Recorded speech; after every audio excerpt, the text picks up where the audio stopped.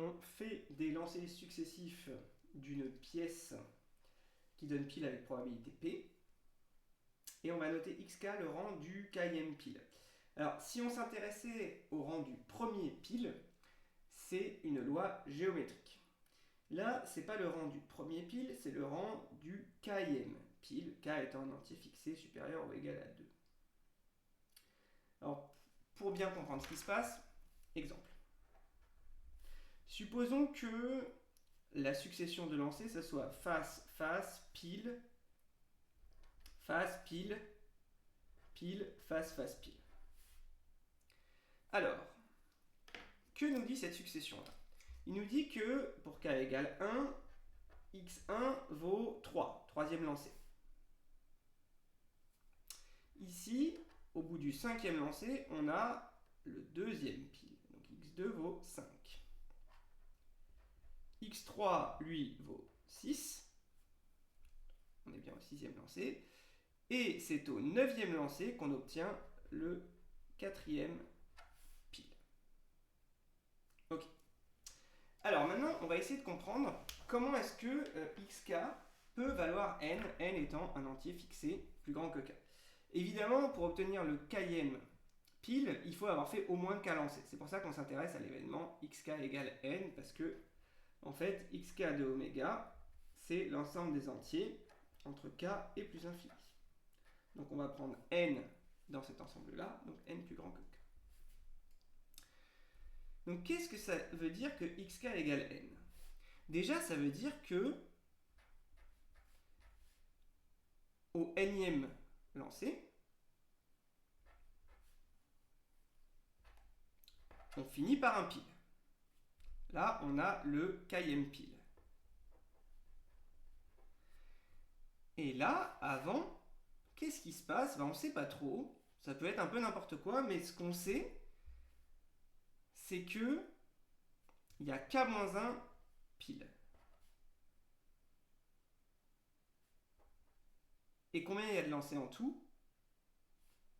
N. Donc là, il y a k-1 pile sur n lancés. Donc là, c'est très pertinent d'introduire la variable aléatoire qui compte le nombre de piles dans les... c'est pas n lancés, pardon, c'est n-1 lancés. N-1. C'est très pertinent d'introduire la variable aléatoire qui compte le nombre de piles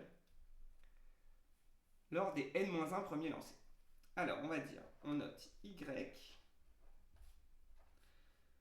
la variable aléatoire,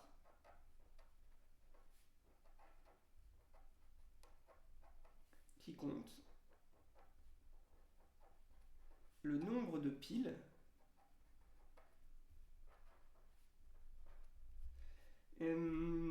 lors des n-1 premiers lancés.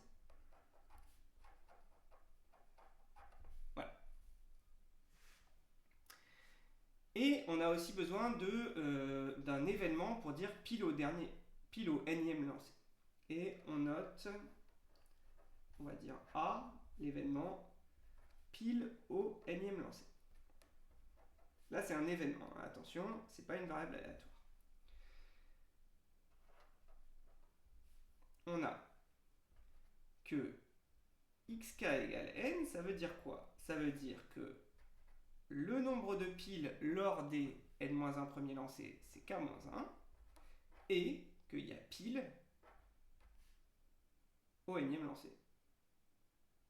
Voilà, c'est ça. De plus, y suit une loi binomiale de paramètres n-1 et... C'est quoi la probabilité d'obtenir pile? C'est un demi? Non, ça s'appelle petit p. Donc petit p. Et bah, bien sûr, et la probabilité d'obtenir pile au nème lancé, c'est petit p. Voilà. Bah, on a presque fini. Pour finir, oui, ces deux événements-là sont indépendants, puisque celui-ci ne concerne que ce qui s'est passé lors des n-1 premiers lancés, et là, au nème lancé. Et les lancés sont supposés indépendants. Donc là, je vais aussi dire que ces événements sont indépendants. J'en ai besoin pour finir le calcul. Voilà. Allez, on y va pour finir. P de xk égale n, ça fait P2, donc par indépendance, y égale k-1 fois P de A.